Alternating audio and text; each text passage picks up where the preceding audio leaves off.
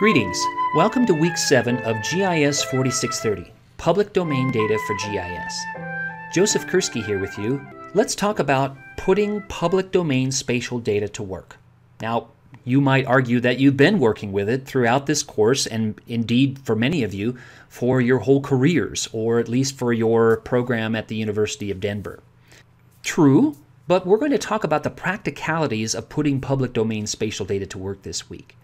You will also continue to reflect upon the broader issues of metadata and the history and the foundations of public domain spatial data in the USA. So you'll have the opportunity to reflect upon the relevancy and success of the US NSDI, the National Spatial Data Infrastructure, also the Federal Geographic Data Committee's mission, or FGDC. You will consider issues of metadata and think about putting public domain spatial data to work. So you'll be reflecting on your readings and doing a short activity that I will describe in a moment. Now please read Chapter 7 in your textbook, which will provide context and information about putting public domain spatial data to work. I also want you to examine the documents, as I will describe in a moment, and reflect upon them in our discussion forum. So NSDI and FGDC, important acronyms for GIS and data. I want you to read the FGDC metadata fact sheet.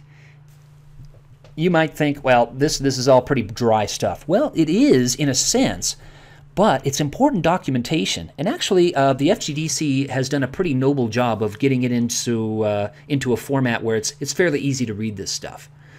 I also want you to read the 10 most common metadata errors. Also, I want you to read the Executive Order 12906. This is a really important one, the one that described and set up the NSDI back in the 1990s. I also want you to respond to the FGDC Framework Guide. What are framework layers? Who's responsible for producing these framework layers? How can these federal agencies and programs be coordinated so that multiple agencies aren't producing the same kinds of data? So then I want you to answer the following questions in the discussion forum. Questions 1 and 2 have to do with your Chapter 7 reading, and Question 3 has to do with the final project for this course, and questions 4 through 6 have to do with the documents you examined that I just described. So from your reading, select 2 issues surrounding putting public domain spatial data to work and describe those issues. Describe the steps of the geographic inquiry process, and start thinking about your final project for the course if you haven't already. Describe an idea that you have for the final project and how you might put public domain spatial data to work for your project. Number 4, Executive Order 12906 created the NSDI, or National Spatial Data Infrastructure. State in your own words what the NSDI is and why it's important. Number 5, what are your reactions to the Executive Order? In your opinion, do you think that its 1994 provisions have been realized by 2015? What are some of the barriers to the implementation of NSDI? What are its advantages if this order is carried out to the fullest extent? What do you consider to be the main challenges to the work that the FGDC does? What do you consider to be the main benefits to this work? So that's, in a nutshell, what we're going to do here in this week, but also you're going to start Lab 4, which is creating a map for an ecotourism company in New Zealand. So in this exercise, you'll do what I've been describing. You're going to put public domain spatial data to work. You're going to plan and create a map for a local ecotourism company.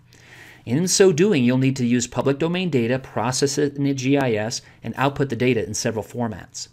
So in prior exercises, I directed you to specific websites to obtain data. I asked you a series of relevant questions. I hope they were interesting to help you think about the geoprocessing that you were performing, but especially upon the data that you were using.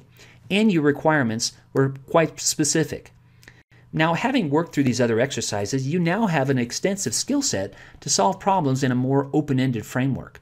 This is the approach that we'll use in this exercise. You will still be encouraged to think about the processes and data, but you will largely direct the project on your own. Now your mission is, you've been asked to produce a map and set of data for a local ecotourism company in New Zealand. The map will be made available online and for downloading via the company's website. You can choose a particular ecotourism theme to base your project on, and I provided some suggestions. But I want you to also think about your own creative ideas. So that is, in a nutshell, what we're going to do here in Week 7 of GIS 4630, Public Domain Data for GIS. Hope you enjoy it, hope it's valuable and relevant, and we'll see you online. Thanks.